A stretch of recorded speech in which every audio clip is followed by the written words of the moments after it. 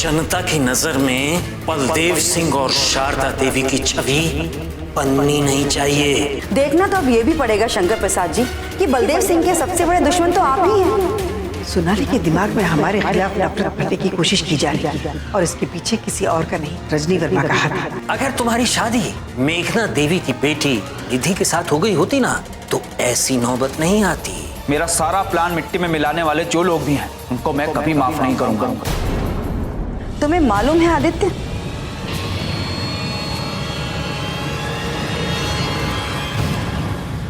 कि किसकी कोशिशों की वजह से तुम्हारा मामला खुला था? और इन शादी से पहले तुम्हारी गिरफ्तारी हुई थी। नहीं, निधि ने सौरभ की मां कावेरी को ये सारी बातें बता दी थी।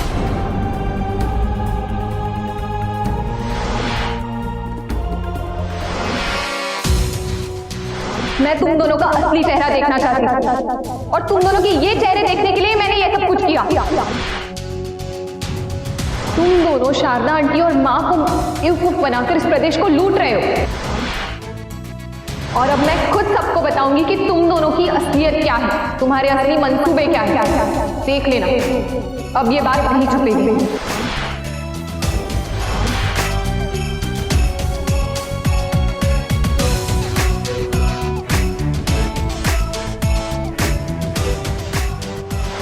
जिससे तुम्हारी शादी होने वाली है वो हमारे घर पर बेहोश पड़ी है।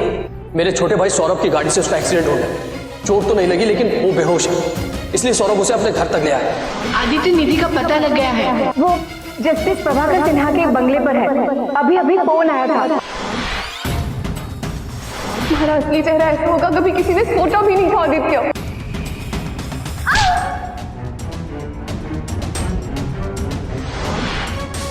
ये दोनों सिर्फ शारदा आंटी को ही नहीं बल्कि आपको भी धोखा दे रहे थे। और जब मुझे इस बात का पता चला तो इसने मुझे धमकी दी कि आपको जान से मार देगा और मुझे चुप रहने के लिए मजबूर कर दिया। और कावेरी ने गृह मंत्री राकेश जी से बात की।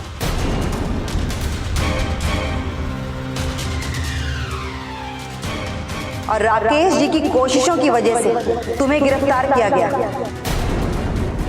मैडम एक बार माफ कर दीजिए, एक बार माफ कर दीजिए मैडम। नहीं, माफ बिल्कुल नहीं। ऐसे आस्तीन के सांपों को बिल्कुल माफ नहीं करना चाहिए। इन्हें इनके गुनाहों की सजा जरूर मिलेगी।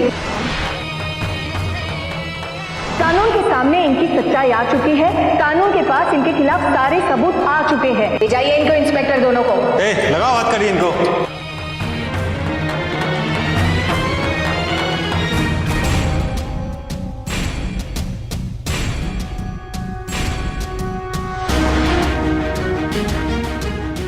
जो लोग तुम्हारी बर्बादी की वजह बने,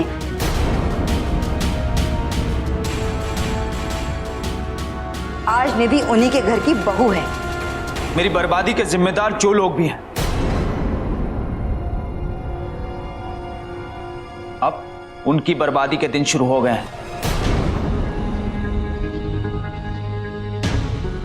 यही बात तो मैं तुम्हारे मुंह से सुनना चाहती थी। इसी बात पर मिलाओ हाथ।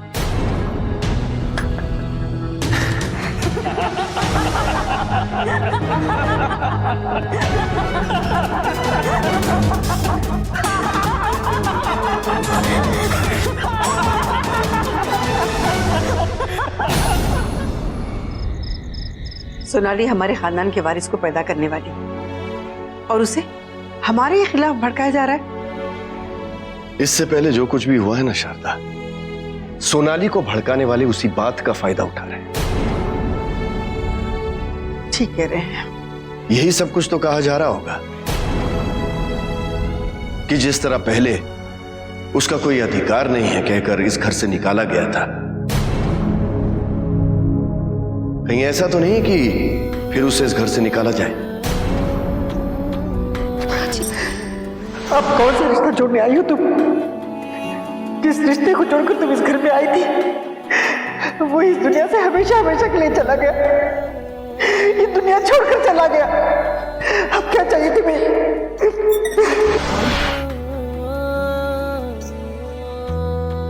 अब क्या रखा है तुम्हारे लिए इस घर में? मैं समझती हूँ राजवीर अगर इस घर से गुस्से से निकला तो सिर्फ तुम्हारी वजह से। तुम्हारे साथ रिश्ता निभाने की कोशिश में उसने यही छोड़ दी। नहीं सोनाली, अभी कहने और सुनने के लिए कुछ नहीं बचा। तेरी राजीवी की चिता के साथ ये सारे रिश्ते जलकर राख हो गए। अब रिश्तों के लिए कोई जगह नहीं बची। सोनाली, अब तुम्हें भी इस घर में नहीं रहना चाहिए। मैं जब भी तुम्हें देखूंगी तो मुझे लगेगा तुम्हारी वजह से मैंने अपना बेटा खोया है। तुम्हें यहां से चले जाना चाहिए। जाओ यहां से, चले जाओ। बिल्कुल यही बात है। और सोनाली उस जिद पर अड़ी है। उसे क्या जवाब दिया जाए? जवाब क्या देना है शारदा? वो बच्चा आज भी इस सारी जायदाद का मालिक है और कल भी वही इस जायदाद का मालिक होगा। बात रही वसीयत की, तो ठीक है, हम वसीयत कर देंगे। सोनाली दरअसल ये चाहती है कि वसीयत ऐसी बने कि उसे बच्चे से कोई अलग ना कर सके।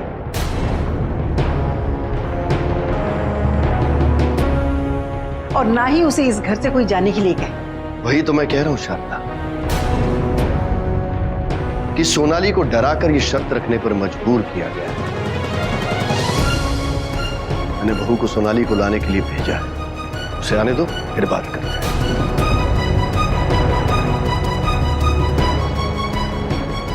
मैं तुमसे जानना चाहता हूं, क्या सोच के तुमने ये शर्त रखी? इस शर्त का क्या मतलब है? मेरे पास आपके इस सवाल का कोई जवाब नहीं। जवाब तो तुम्हारे पास जरूर होगा।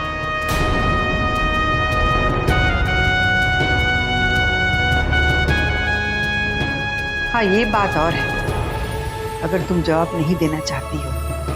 है जवाब देना नहीं, जवाब सुनना चाहती हूँ।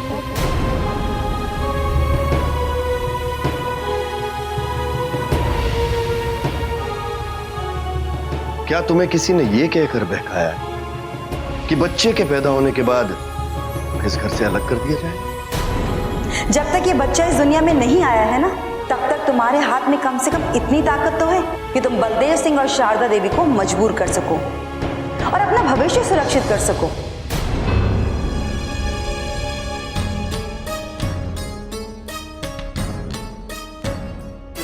या ये कहा गया है कि बच्चे के पैदा होने के बाद तुम्हारी इस घर में कोई अहमियत नहीं रह जाएगी?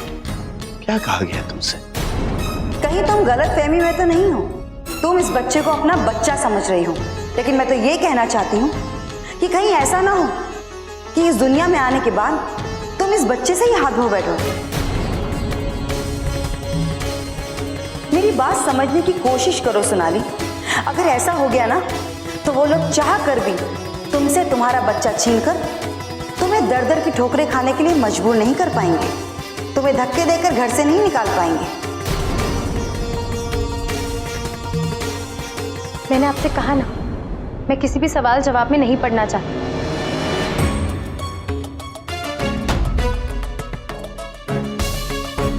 मुझे बस इतना बता दीजिए कि आप लोगों ने क्या फैसला किया। देखो सोनाली, तुम अच्छी तरह से जानती हो कि यही बच्चा इस जायदाद का मालिक है।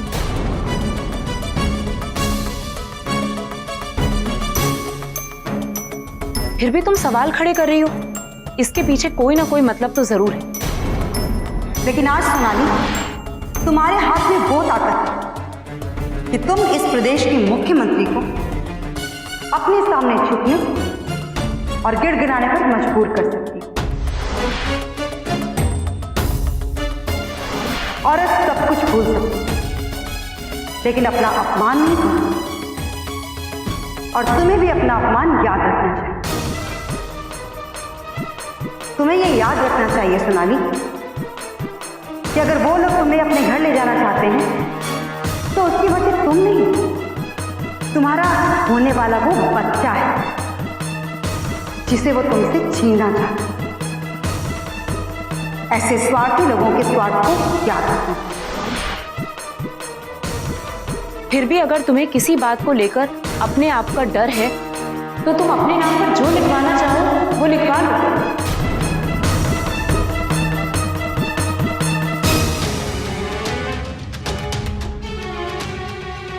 मैं कोई सौदेबाजी नहीं करने आई। मैंने अपने लिए और अपने बच्चे के अधिकार के लिए ये बात सामने रखी।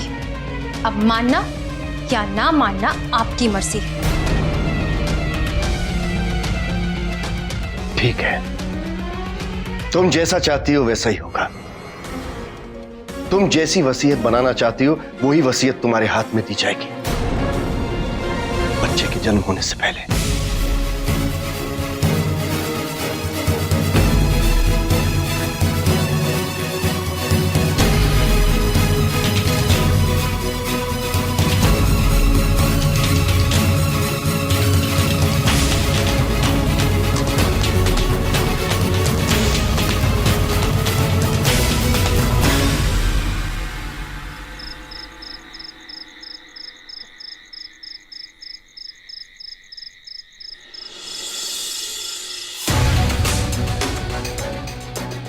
अगर तुमने किसी के भी सामने अपनी जबान खोलने की हिम्मत की, अग्नि को साक्षी मानकर हमारे फेरे तो नहीं हुए, लेकिन तुम्हारी मां मेघना देवी, उनकी चिता जरूर जलेगी। किसी को कुछ भी नहीं बताऊंगी। जब तक तुम्हारी जबान बंद रहेगी तुम्हारी मां सुरक्षित है। और हाँ नहीं, तुम ये कैसे भूल गए कि मैंने तुमसे प्यार किया है? तुम्हारे बिना तो मैं नहीं जी सकता। मेरी शादी तुमसे ही होगी। और एक बात तुम्हारे दिमाग से उतरने मत देना कि अगर तुम्हारी जुबान खुली और मेरे हाथों में हथकड़ियां लगने की नौबत आई, सबसे पहले तुम्हारी मां मरेगी। तुम ठीक तो हो ना?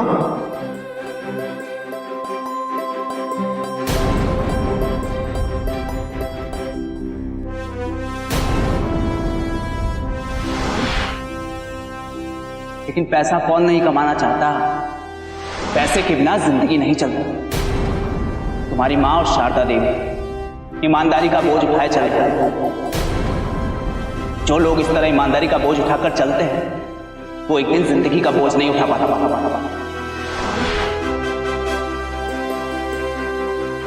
लेकिन एक बात अच्छी तरह समझ लो, अगर तुमने मेरे हाथों में हथकड़ी लगवाने की कोशिश की तो तुम्हारी एक ही तो मां है, उसे भी तुम खो बैठोगे।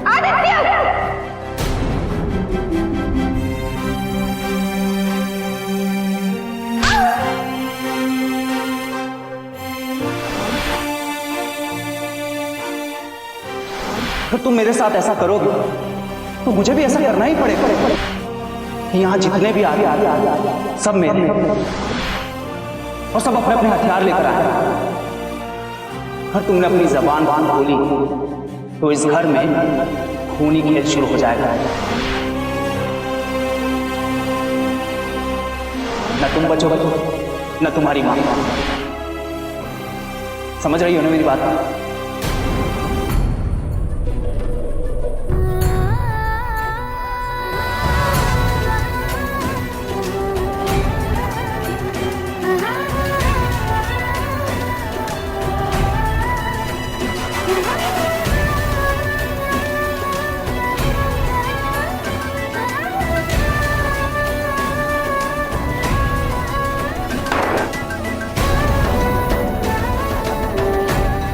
सौरभ, ये सब क्या है? मैं तुम्हारा इंतजार कर रही थी, कब से तुम्हें फोन कर रही थी, तुम्हारा नंबर ही नहीं लग रहा। दीदी आज वो हुआ है जो कभी नहीं होना चाहिए। वो हुआ है जो मैंने कभी सोचा भी नहीं था कि मैं ऐसी गलती कर सकता हूं। उस गलती की वजह से मेरी जीत मेरी हार में बदल गई। मैं हार गया नहीं। सौरभ, तुम ये सब क्या कह रहे हो? किस हार की बात कर रहे हो? माँ मुझे अपने सारे मुकदमे सौंप के गई थी। मैं आज अपना पहला मुकदमा हार गया हूं।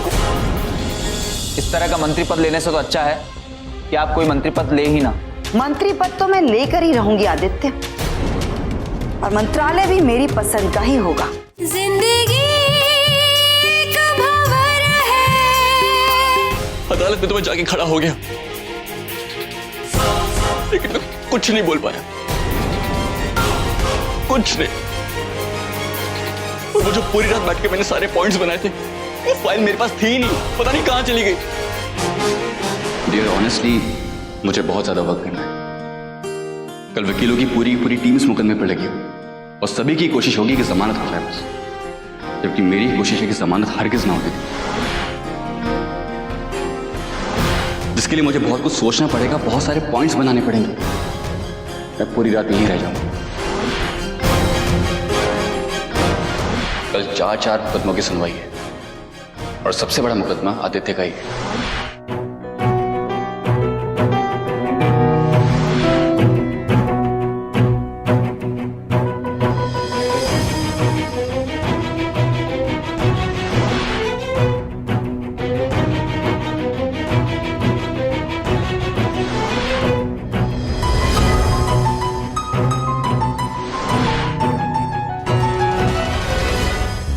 फाइल मेरे पास थी ही नहीं, पता नहीं कहां चली गई।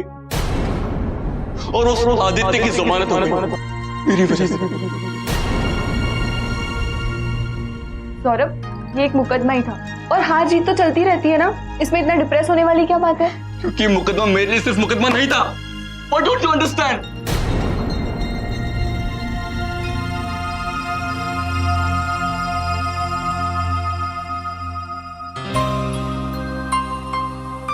इस मुकदमे के साथ मां का विश्वास, मेरा भविष्य, मेरा सम्मान सब जुड़ा हुआ था।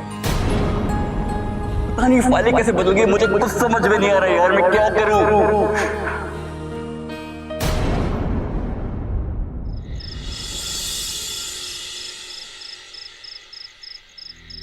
मैंने तो कभी सोचा भी नहीं था रजनी जी कि निधि इस तरह से मुझसे अलग हो सकती है। उसे अपनी मुट्ठी में करने के लिए ही तो मैंने अपने खेल को आगे बढ़ाया था। तुम्हारी गिरफ्तारी के बाद वो प्रेम कहानी भी खत्म हो गई आदित्य? नहीं रजनी जी, नहीं। ये प्रेम कहानी इतनी आसानी से खत्म नहीं होगी। मैं निधि का पीछा नहीं छोड़ूंगा। गिरफ्तारी के बाद मैं तो सोचा करता था कि शायद निधि अपनी मां को ये बात बता देगी कि हम दोनों प्यार में बहुत आगे बढ़ चुके हैं, लेकिन ऐसा हुआ नहीं। ये सब कहने सुनने की बातें हैं आदित्य, और तुम्हारी गलतफहमी है बस। इधर तुम जेल गए और उधर निधि ने सौरभ से शादी रचा ली। मैं जेल गया था, लेकिन अब तो वापस आ गया हूं।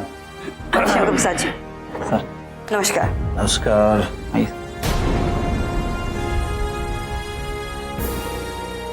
मंत्रिमंडल के विस्तार की बातें होने लगी हैं रजनी जी। सारे विधायकों के बीच इस बात की चर्चा है, और चर्चा इस बात की भी है कि इस बार आपको भी मंत्री पद दिया जाने वाला है। लेकिन चर्चा इस बात की भी है रजनी जी कि आपको कोई छोटा मोटा मंत्री पद दिया जाएगा।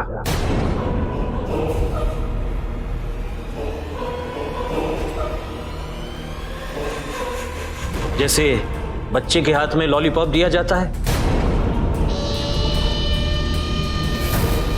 जिसमें ना कुछ करने के लिए होगा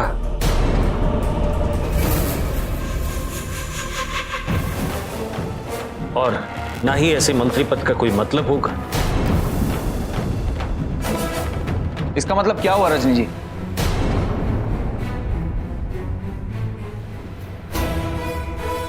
इस तरह का मंत्री पद लेने से तो अच्छा है कि आप कोई मंत्री पद ले ही ना।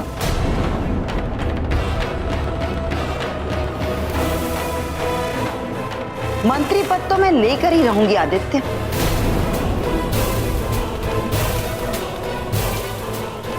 और मंत्रालय भी मेरी पसंद का ही होगा।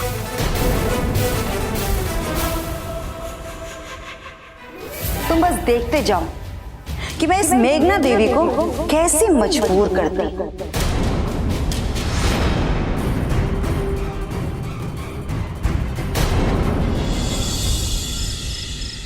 रजनी वर्मा को मंत्री पद देना हमारी मजबूरी, लेकिन हम उन्हें ऐसा कोई पद नहीं दे सकते जिससे हमारे पुराने मंत्रियों को आघात लगे कि उनके साथ अन्याय हुआ है। आप बिल्कुल ठीक कह रहे हैं देवव्रत जी। मंत्री पद काबिलियत के हिसाब से ही देना होगा, और फिर जो हमारी पार्टी में पुराने मंत्री हैं, हम उन्हें भी तो असंतुष्ट नहीं कर सकते। देवव्रत जी, सभी को ये बात लगती है कि हम एक साथ दो दो मंत्रालय संभाल रहे हैं। हम तो आपसे यही कहेंगे कि इसमें से एक मंत्रालय किसी काबिल इंसान को दे दिया जाए। खाना पूर्ति करने के लिए मैं नहीं चाहती कि मुझे कोई भी ऐसा वैसा मंत्रालय दिया जाए, या ऐसा कोई भी मंत्रालय जिसकी कोई अहमियत ही ना हो। जिंदगी एक भंवर है। यही तो आप लोगों के साथ सलाह करनी है कि कौन सा मंत्री पद किस विधायक को दिया जाए जिसके वो काबिल हो, ताकि आप लोगों के साथ कदम से कदम मिलाकर चल सके। अब इस बात का फैसला तो आप ही को लेना होगा, और आपका जो भी फैसला होगा हमें इससे कोई ऐतराज नहीं होगा। लीजिए रजनी जी का फोन। हाँ रजनी जी, कहिए। नमस्कार। मंत्रालय के बंटवारे को लेकर पार्टी में चर्चा तो चल ही रही होगी।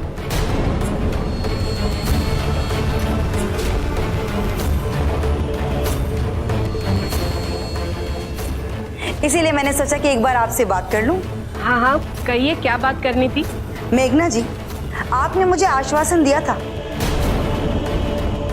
कि मुझे मंत्री पद दिया जाएगा। हाँ, आपको मंत्री पद तो दिया जा रहा है, आप परेशान क्यों हो रही हैं?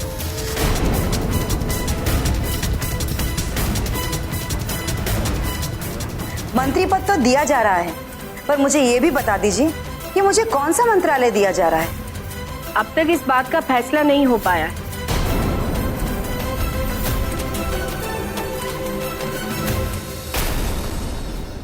वित्त मंत्री जी, एक कहावत तो आपने सुनी होगी,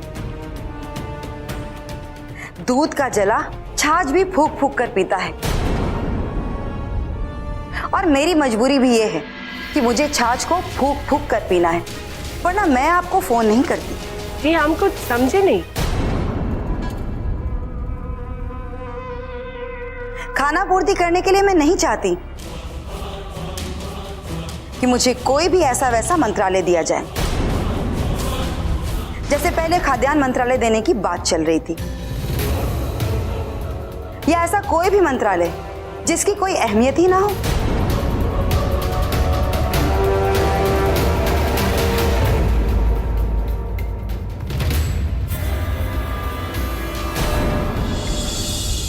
लेकिन तुम सोचना कि तुमने जब मुंह खोला तो मांगा तो क्या मांगा, अपनी औलाद के लिए वो जो पहले से ही उसका था। हो सकता है कि ये सब कुछ मेरी औलाद का ही हो, लेकिन अगर मेरी औलाद को ही मेरा ना रहने दिया जाए तब क्या होगा? एक दूसरे से कितना प्यार करते थे हम दोनों, और तुमने निधि को मुझसे छीन लिया। क्या कहती हो निधि? बोलूं सौरभ को?